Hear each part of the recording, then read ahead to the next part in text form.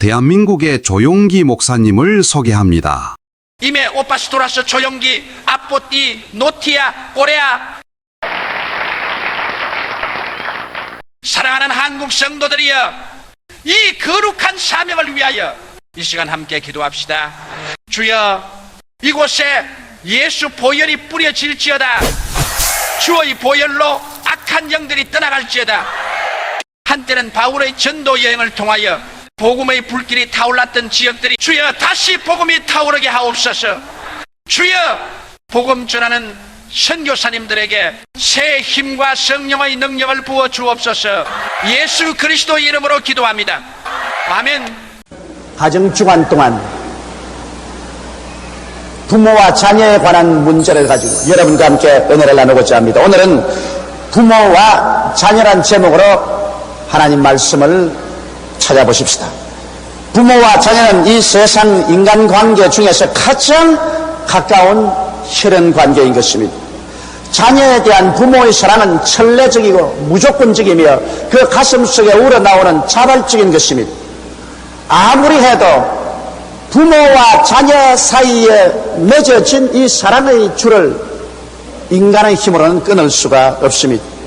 아무리 미워하려도 할 수 없는 묶음, 이것이 바로 부모와 자식의 관계가 아니겠습니까? 그러함에도 불구하고 자녀가 부모 설하에 있으면서 성장하는 동안에, 또 부모가 자녀의 성장을 도와주는 동안에 부모와 자녀 사이에는 끊임없는 긴장 상태가 유지되고 있는 것입니다. 왜냐하면 부모와 자녀 사이에는 사랑과 미움이 교차되고 환희와 실망이 함께하며 답답함과 자랑스러움이 함께하는 것입니다. 우리는 자녀를 거느리고 기르는 어버이로서, 또 우리 위에 부모님을 모시는 자녀들로서 어떻게 해야 참으로 올바르게 살아갈 수 있을까? 이 문제를 여러분과 함께 생각해 보고자 합니다. 첫째로 부모와 자녀의 관계에 관해서 한번 마음을 열어놓고 생각을 해보십시다. 부모에 의해 태어난 자녀는 부모라는 막대한 영향력 하에서 자라나면서 그의 사람됨이 이루어지고 삶을 대하는 태도가 결정되는 것입니다. 오늘 아동심리학자들은 말하기를 어린아이들이 자랄 때 1살에서 6살까지가 가장 중요하다는 것입니다. 어린아이는 1살에서 6살까지는 자기가 충분히 자기의 이사를 표현할 만한 그러한 지력도 없고 언어 구사력도 부족합니다. 이렇기 때문에 부모 밑에서, 형제 가운데서 막대한 영향력을 받습니다. 1살에서 6살까지는 자기를 표현하는 것이 아니라 무조건하고 상대방이 부어주는 것을 받아들이는 것입니다. 이러기 때문에 1살에서 6살까지가 인격의 기초가 형성되는 시기인 것입니다. 이때 부모님들이 뜨거운 사랑으로 자녀들을 돌보아주고 그들이 긍정적이고 적극적이며 밝고 맑고 환한 인생관을 가지도록 도와줘야 되는 것입니다. 이때 사랑을 받지 못하고 짓밟히고 소외되고 멸시를 당하면 일평생에 마음이 삐뚤어지고 부정적인 인생관을 가지고 살게 되는 것입니다. 그 다음에는 6살부터 12살까지가 중요합니다. 이제는 충분히 자기 이사도 발휘할 수 있고 언어도 구사할 수 있습니다. 이러므로 그들은 끝없는 호기심을 가지고 있습니다. 아버지에게도 늘 질문을 합니다. 어머니에게도 질문을 합니다. 주위 환경에 일어나고 있는 것을 모두 다 신비한 눈으로 바라보는 것입니다. 이럴 때 부모님께서는 이 자녀들하고는 친밀한 대화를 계속 가져줘야 되고 친구가 되어줘야 되는 것입니다. 일생을 살면서 가장 부모에게 대해서 인상 깊게 기억되는 것은 6살에서 12살 사이에서 있었던 일들인 것입니다. 이럴 때 부모님이 자녀와 함께 많이 대화하고 놀아줘야 됩니다. 오늘날 우리 사회에 중대한 잘못은 직장인들이 너무 오랫동안 직장에서 시달리기 때문에 밤늦게 돌아와서 지쳐 견딜 수가 없고, 또 어린 자녀들은 이미 잠자리에 들어오기 때문에 자녀와 부모와의 대화가 부족합니다. 그리고 공휴일에는 또 부모들은 친구들과 함께 놀러가 버리고 자녀들을 내버려 놓습니다. 이러므로 부모와 자녀가 서로 남남이 되어서 성장해가는 것입니다. 이렇기 때문에 나중에 이 자녀들이 자랐었을 때 부모에 대한 인상이 나쁩니다. 부모와의 친밀감이 없어지고 부모에 대한 대적적인 감정이 생겨나기 쉬운 것입니다. 그 다음 12살에서 18살까지는 이제 반항기입니다. 자기 인격이 충분히 자랐다고 생각하고 자기 주장을 하기 시작하는 것입니다. 그렇게 위대하게 보이던 부모들이 별로 위대하게 보이지 않습니다. 이러므로 끊임없이 반항하고 좌충우돌합니다. 이럴 때일수록 부모님은 단호하게 그 자녀들을 교훈하고 조언해주며 지도해줄 필요가 있는 것입니다. 왜냐하면 12살에서 18살까지는 자기들 자신이 자기들을 강하게 주장하는 시기지만, 그러나 이 세상 경험이 없기 때문에 발을 잘못 디뎌서 중대한 과오를 범할 그러한 위기에 있습니다. 잘못된 친구를 사귈 수도 있고 잘못된 환경에 빠져들어갈 수도 있습니다. 이러므로 이러한 기간에 비록 부모에게 반발하지만 부모는 단호한 결의를 가지고서 자녀들을 교훈하고 조언하며 지도해 줘야만 되는 것입니다. 부모는 자녀를 낳아서 잘 먹이고 잘 입히고 교육만 잘 시키면 부모로서의 의무를 다했다고 생각하는 사람이 많은데, 이것은 중대한 잘못을 저지르는 것입니다. 자녀는 하나님께서 주신 기업입니다. 하나님께로부터 그 자녀를 받아서 우리는 잘 기르어서 사회와 국가에게 돌려줄 뿐 아니라 하나님께 돌려드려야 될 책임이 있는 것입니다. 이러므로 우리는 어떻게 해야 우리에게 주신 기업인 자녀들을 잘 교육할 수 있을까요? 이 점에 관해서 우리 부모들이 깊이 생각해 봐야 될 것이 있습니다. 첫째로 우리들은 자녀들에게 신앙적인 교육을 튼튼히 쓰기야만 하는 것입니다.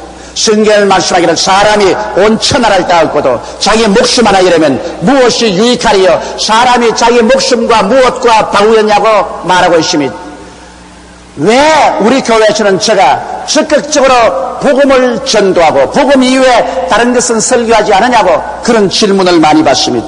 여러분, 복음이 왜 중요하냐면 사회도 일시적입니다. 국가도 일시적입니다. 세계도 일시적입니다. 이 모든 것은 지나가버리고 많은 하나의 역사의 과정인 것입니다. 그러나 사람의 영혼은 영원합니다. 그렇기 때문에 성경은 사람의 영혼은 천하보다 귀하다고 말한 것입니다. 이렇기 때문에 한 사람의 영혼을 구원하는 것이 어느 사회나 국가보다 더 중요한 것입니다. 이렇기 때문에 교회는 마땅히 예수 그리스도의 복음으로 영혼 구령에 치중을 해야 될 것은, 그 영혼은 한번 잃어버리면 영원히 지옥에서 고통을 당합니다. 그러나 사회와 국가는 끊임없이 변천하고 영원하지 않기 때문인 것입니다. 여러분의 자녀는 영원한 영혼을 가지고 있습니다. 부모 슬하에 있을 동안에 그 영혼을 부모는 구원해 줘야 되는 것입니다. 자녀들은 가정에 있을 동안에 가정의 분위기에 푹 젖어버리고 마는 것입니다. 가정의 분위기를 따라서 그들의 인격이 형성되는 것입니다. 신앙적인 인격도 그와 같습니다. 디모데후서 1장 5절에 보면 이는 내 속에 거짓이 없는 믿음을 생각함이라. 이 믿음은 먼저 내 외조모 로이스와 내 어머니 유니게 속에 있더니 내 속에도 있는 줄을 확실하라고 사도 바울 선생이 디모데에게 이렇게 편지를 쓴 것입니다. 디모데의 그 헌신적이고 뜨거운 신앙이 원래는 외할머니의 마음속에 있었습니다. 외할머니 로이스가 뜨거운 신앙을 갖더니 그 신앙의 영향력으로 그 어머니 유니게가 열렬한 크리스천이 됐고, 그 어머니의 품에 안겨서 어머니의 젖꼭지를 물고 디모데는 위대한 사도로서 변화되었던 것입니다. 이와 같이 자녀들은 집에 있으면서 아버지와 어머니의 영향력을 피할 수가 없는 것입니다. 막강한 영향력 하에서 자라나게 되는 것입니다. 주일 되면 자녀들과 함께 교회에 나가서 예배드린, 이것은 인생을 살아가는데 반드시 사람이 해야 될 일이라는 것을 자녀들에게 몸소 부모가 실천하면 평생에 자녀들은 그 일을 떠나지 아니할 것입니다. 말씀을 사랑하고 기도의 모범을 보여주면 자녀들은 야, 우리 아버지 어머니가 언제나 혹은 저녁이나 아침에 말씀을 읽고 기도하시더라. 좋을 때는 찬미하고 어려울 때는 하나님께 간절히 하나님의 도움을 구하시더라. 이것이 마음속에 깊이 인상되어서 저들도 독립해서 가정을 이루고 나갈 때도 그들도 성경을 읽고 찬송하며 기도하는 것을 게으리하지 아니할 것입니다.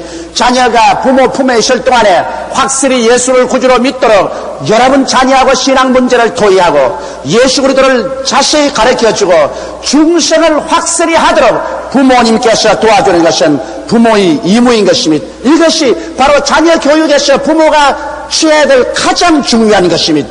둘째로 중요한 것은 도덕적인 기초를 세워주는 것입니다. 장성하여 사회인이 된 후 삶을 살아가는 자녀들은 도덕적인 기준을 가정에서 배운 그것으로서 삼는 것입니다. 저도 저 성회를 살펴볼 때 제가 지금 이 세상에서 50이 넘어 살면서도 제가 사회의 도덕적 윤리적인 모든 기준은 하나님의 말씀에 물론 섰지만은 그 무엇보다도 제가 자랄 때 저희 아버지 어머님께서 생각하시고 말씀하시고 행동하는 것이 마음속에 벗을래야 벗을 수 없이 옷 입혀 있는 것을 발견하고 나는 것입니다. 이러므로 부모님께서 벌써 가정에서 올바른 도덕적인 기초를 자녀들에게 닦아줘야 하는 것입니다. 아무리 부정하고 부패하고 정의롭지 못해도 일확천금만 하면 되고 권력만 얻으면 된다는 것을 늘 주입시키고 가르치면 나중에 자녀들은 그렇게 되어서 자기 일생을 망치고 말 것입니다. 하나님의 십계명을 자녀들에게 반드시 가르치십시오. 하나님께서 너희들에게 원하는 것은 이 십계명이 너희가 예수 믿고 구원은 받지만은 이 계명을 지킴으로 구원을 유지할 수가 있고 하나님 영광을 위해서 살 수가 있고, 그러므로 내 앞에 다른 신을 두지 마라, 우상에 절하지 말라, 하나님 이름을 망령되이 부르지 말라, 안식일을 거룩히 지켜라, 내 부모를 공경하라, 살인하지 말라, 간음하지 말라, 도둑질하지 말라, 거짓말하지 말라, 이웃을 탐하지 마라. 이 기본적인 계명을 자녀들에게 굳세게 가르치십시오. 그래서 그들이 평생 동안 양심을 통해서 그 계명이 소리치게 만들어 놓으십시오. 반드시 자녀들이 자라면서 이 세상에서 그 발걸음이 빗나가지 않는다고 보장할 수는 없습니다. 그러나 그들이 발걸음을 직작으로 빗나갈지라도 그 양심 속에 기록된 하나님의 계명이 소리치기 때문에 잘못된 길로 갔다가도 곧장 회개하고 돌아오게 되는 것입니다. 가난하더라도 정의롭게 사는 것이 불의로 잘 사는 것보다 낫다는 것을 그 마음속에 깊이 새겨 주십시오. 그 다음 셋째로 우리들은 자녀 교육에 있어서 소질을 살려주는 것을 중점으로 해서 교육을 시켜야 됩니다. 오늘날 우리 한국의 교육 제도뿐 아니라 한국의 부모들은 무조건 하고 내가 못된 것을 자녀들이 되라고 말합니다. 내가 판사가 못되었으니 너는 판사가 되어라, 내가 변호사 못되었으니 너는 변호사 되어라, 너는 날 소원대로 교수가 되어라. 이렇게 해서 자녀들에게 무거운 부담을 느끼게 해주는 것입니다. 이러므로 자녀들은 혹시 부모의 기대에 어긋날까 싶어서 그 마음속의 고통은 말로 다 할 수가 없는 것입니다. 여러분, 자녀들에게 소질을 따라 부모들은 교육시키는 것을 잊지 말아야 되는 것입니다. 각인에게 하나님은 소질을 주셨으니 소질에 맞는 교육을 시킬 것입니다. 부모가 아무리 원하더라도 그 부모의 소원과 자녀의 소질이 맞지 않으면 자녀의 소질을 따라 교육을 시켜 주십시오. 반드시 여러분께서 다 교육을 시키되 대학까지 보내야 될 일은 없습니다. 인류 대학만 보내야 되는 이유도 없는 것입니다. 정말 머리가 좋아서 얘는 잘 기르면 참 판사도 될 수 있고 검사도 될 수 있다, 교수도 될 수 있고 과학자가 될 수 있다. 그러면 대학 교육은 필요한 것입니다. 그러나 그렇게 머리가 좋지 않은 애를 자기의 소질대로 개발하지 않고 반드시 대학 공부를 시켰다는 것은 어리석은 일인 것입니다. 무엇 때문에 4년 동안 학교에 보내며 그 많은 재산을 소모해야만 하는 것입니까? 자기의 소질을 따라서 전문적인 소질을 개발하기 위해서 전문학교나 기술학교에 보내서 평생을 잘 먹고 살도록 그렇게 기술을 가르치는 것이 훨씬 나을 것입니다. 그 다음 둘째로 자녀와 부모에 관한 문제를 잠시 생각해 보고자 합니다. 에베소서 6장 2절에는 내 아버지와 어머니를 공경하라, 이것이 약속 있는 첫 계명이니 이는 내가 세상에서 잘되고 장수함이라고 말한 것입니다. 하나님께서 사람들에게 십계명을 주실 때 내 부모를 공경하는 그 말에는 하나님의 언약을 주셨습니다. 이렇게 하면은 너가 세상에서 잘되고 장수하겠다고 말한 것입니다. 요사의 사람들은 세상에서 잘되려고 인류 교육을 시키고 그리고 여러 가지 전문적인 기술을 연마하려고 애를 쓰는 것입니다. 세상에서 잘 되려고 애를 쓰는 것입니다. 또 사람들은 병 안 들고 장수하려고 요사이는 특별히 식이요법도 하고 영양 있는 음식도 먹고 운동도 하고 하는 것입니다. 그러나 여기에 여러분 잘되고 장수하는 하나님의 처방이 있습니다. 오늘날 사람들은 이 하나님의 처방은 버려놓고 인간의 힘으로 잘되고 장수해보려고 애를 쓰는 것입니다. 성경에는 우리가 아버지와 어머니를 공경하고 부모를 효도하면 하늘과 땅을 지으시고 인생을 만드신 하나님, 사람을 죽이기도 하고 살리기도 하는 하나님께서 우리를 잘되게 하고 장수하게 하겠다고 말씀하신 것입니다. 이 처방보다 더 좋은 처방이 어디 있습니까? 여러분 정말 세상에서 잘되기를 원합니까? 여러분 정말 장수하기를 원합니까? 그렇다면 간단하게 여러분이 할 수 있습니다. 여러분에게 부모 효도하는 마음을 하나님이 강조하고 계십니다. 여러분께서 부모를 공경하고 효도하면 여러분, 하나님께서 이와 같은 약속을 주었기 때문에 가슴을 펴고 강하고 담대하게 하나님께 기도할 수 있습니다. 하나님, 나는 부모를 공경합니다. 또 부모를 더 잘 공경하기 위해서 내가 사는 모든 일이 잘 되게 하여 주시옵소서. 내가 병들지 않고 장수하게 하여 주시옵소서. 하나님이 약속하신 것이기 때문에 하나님이 약속을 이길 수가 없습니다. 왜냐하면 하나님의 말씀은 저 하늘에 굳게 섰습니다. 주의 말씀은 저 하늘이 무너지고 이 땅이 꺼져도 1.1핵도 변할 수가 없다고 말씀하신 것입니다. 내 부모를 공경하라. 그래야면 내가 세상에서 잘되고 장수하라 하시니 이 하나님의 처방을 우리는 받아들여야만 할 것인 것입니다. 어떻게 하면 부모에게 효도할 수 있을까요? 여러분, 부모에게 효도하는 제일 첫째 중요한 것은 부모님을 예수께로 인도해서 구원을 받게 하고 부모를 위해서 기도하는 것입니다. 여러분, 부모에게 아무리 공양을 잘한다 하더라도 부모가 주를 믿지 않고 그 영혼이 잃어서 영원한 지옥으로 떨어진다면 자녀로서 어떻게 올바른 자녀의 도리를 했다고 하겠습니까? 우리는 있는 힘을 다하여 전도하고 그러고 기도해서 부모가 구원을 받아 영생을 얻도록 해드리는 것, 이것이 자녀가 할 수 있는 가장 첫째 되는 효도인 것입니다. 둘째로 자녀가 부모에게 해드려야 될 것은 이식주 문제를 해결해 드리는 것입니다. 유럽이나 미국 같은 나라는 사회보장제도가 잘 되어서 나이가 늙어도 국가에서 어느 정도의 생활비를 지불함으로 먹고 살 수 있지만은 우리 한국 사회는 아직까지 가난하고 그리고 사회보장제도가 잘 되어 있지 않으므로 부모가 늙어서 기력이衰하면 경제력이 약해지고 마는 것입니다. 그러므로 자녀에게 의지하지 아니할 수가 없는 것입니다. 부모가 늙어서 자녀에게 의지할 때 그때 마음에 굉장한 서러움을 느끼는 것입니다. 사람은 누구든지 남에게 손을 내밀어서 도움을 바랄 때 그때만큼 마음에 열등의식과 좌절감을 느낄 때가 없는 것입니다. 그러므로 우리도 장차 늙어질 것을 생각하고 부모가 나이가 많을 때 이식주 문제를 기꺼이 해결해주는 자녀가 되어야 부모를 공경하고 효도하는 일이 되는 것입니다. 무엇을 먹을까, 무엇을 입을까, 무엇을 마실까, 어떻게 살까는 이 문제를 근본적으로 자녀는 해결해 드려야만 되는 것입니다. 어떤 자녀들은 말하기를 우리가 자랄 때 부모가 잘해주지 못했다. 그런데 내가 무엇 때문에 부모를 잘해줘야 되냐, 이런 말을 합니다. 여러분, 성경에는 과거에 부모가 잘해주었거들랑 너가 도와주고 잘 못해주었거들랑 부모를 공개하지 말라, 그렇게 말하지 않으셨습니까? 과거에 잘했든 못했든 상관하지 말고 부모를 공경하라고 말한 것입니다. 셋째로 부모에게 효도하는 것은 부모의 마음에 걱정을 끼치지 않은 것을 말하는 것입니다. 아무리 이식주 문제를 해결해 드리더라도 부모가 자녀 때문에 걱정하게 되면 어떻게 합니까? 부모는 자녀하고 운명적으로 사랑의 줄로 연결되어 있기 때문에 자녀들이 잘못되면 부모의 마음속에 걱정을 합니다. 내가 작년에 신문에 보니까 어떠한 한 가정에서 아버지가 중풍이 걸려서 오랫동안 자리에 누워있으니까 그만 귀찮아져서 큰 포대기를 사와서 부모를 거기에 둘둘 말아서 쓰레기 때문에 내버려버리고 말았었습니다. 그런데 부모의 이름과 아버지 이름과 생년월일은 적어놓고 돈을만 넣어서 내버려버렸습니다. 경찰에서 그를 발견했었습니다. 근데 똑똑해서 말도 다 잘해요. 다른 묻는 말은 다 대답하는데 당신네 아들의 집 주소가 되면 당신 아들의 이름은 뭐냐고 물으니까 그것만은 잊어버렸다고 머리를 흔들고 대답을 하네요. 나는 그 기사를 읽고 마음에 느낀 일이 있습니다. 자식은 부모를 버려도 부모는 버림받은 그 자식도 고발하지 않는다.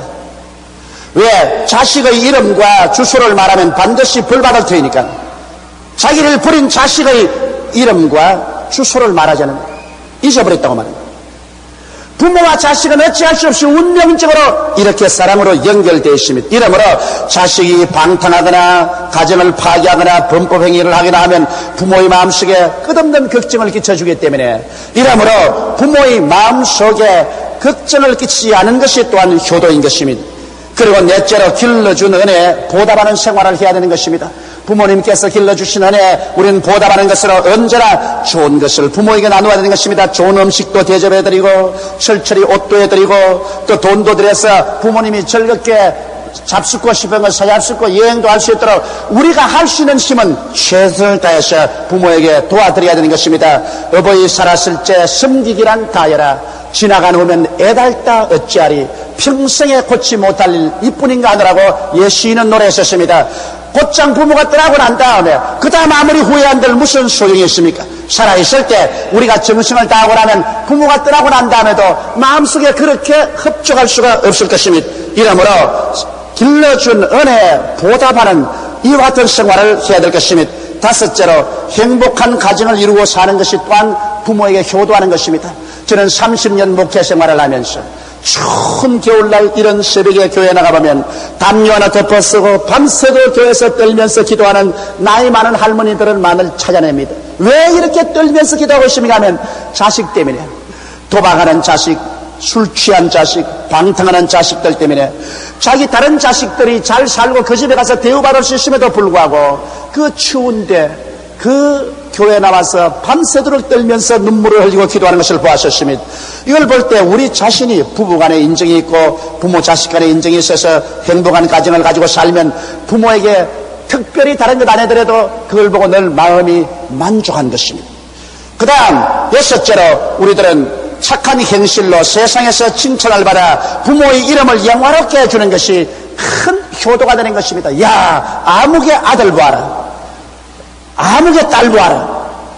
이래서 세상 사람들에게 칭찬받을 때 부모는 자녀 기른 그러한 기쁨이 생깁니다. 물론 이 세상에서 모두 다 우리가 그렇게 할 수는 없지요. 그러나 만일의 경우에 세상에 칭찬받을 수 있는, 동리에서 칭찬받을 수 있는 이런 행실을 함으로 부모의 이름을 영화롭게 해드리면 이것은 크나큰 부모에 대한 효도가 될 수 있는 것입니다. 여러분, 성경에 보면 하나님께서는 인생에게 사랑하는 자여 내 영혼이 잘됨 같이 내가 범사에 잘되며 강건하기를 내가 강구하노라고 말씀한 것입니다. 이 말씀을 가만히 음미해 보십시오. 부모의 사랑이 아니고는 이런 말을 할 수가 없습니다. 어느 부모고 부모가 되어보면 자기 자식 영혼이 잘됨 같이 범사가 잘되고 건강하기를 주야로 원하는데 우리 하나님께서 여러분에게 바로 이것을 원하신다고 하셨습니다. 그러므로 하나님은 우리 부모의 부모가 되십니다. 우리 하나님께서 우리의 친아버지가 되시는 것입니다. 이 아버지께서 여러분과 나를 얼마나 사랑했던지, 여러분과 나를 구하기 위해서 그 외아들 예수를 보내셔서 십자가에 못 박도록 하셔서 우리의 죄와 불의, 추악을 다 담당하게 하시고 우리의 병을 짊어지고 가게 하시고 저주를 청찰하고 사망을 패하게 만들어 주셨습니다. 그리고 이 예수 그리스도의 피 흘린 고난을 통해서 죄를 지었음에도 불구하고 못났음에도 불구하고 버림을 받아야 마땅한 우리들을 향하여서 수고하고 무거운 짐진 자들아 다 내게로 오라, 내가 너를 쉬게 하겠다고 청하고 있는 것입니다. 이것은 하늘에 계신 우리 아버지의 심정이 아니고는 절대로 그렇게 할 수 없습니다. 그러므로 기독교 신앙이란 종교가 아닙니다. 철학이 아닙니다. 의식이 아닙니다. 우리가 아버지를 배반하고 나왔다가 아버지께로 돌아가는 것입니다. 그 길을 아버지께서 예수 그리스도를 통해서 열어주신 것입니다. 여러분, 그러므로 오늘 우리는 하늘에 계신 아버지를 섬기고 그 아버지의 그림자인 우리의 부모를 효도해야 될 것입니다.